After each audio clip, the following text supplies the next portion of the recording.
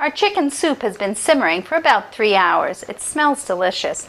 Now we're going to remove the chicken from the soup and remove the vegetables. Use a slotted spoon to remove the chicken from the soup. I'm going to shut the heat off at this point. And we want to save this chicken, all the nice pieces, and we'll set that aside to cool, and we'll use that again. The vegetables we'll discard, so I'm going to put the vegetables in a separate pot back here. And we've boiled out pretty much all the flavor out of them, so we'll be discarding the vegetables.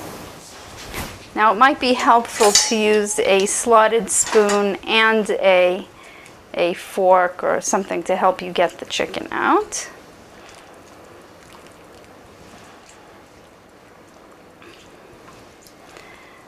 And the vegetables we'll put in a separate pot. This is a nice rich stock. There'll be enough broth here for our chicken noodle soup, and we'll store some in our freezer for use making other soups.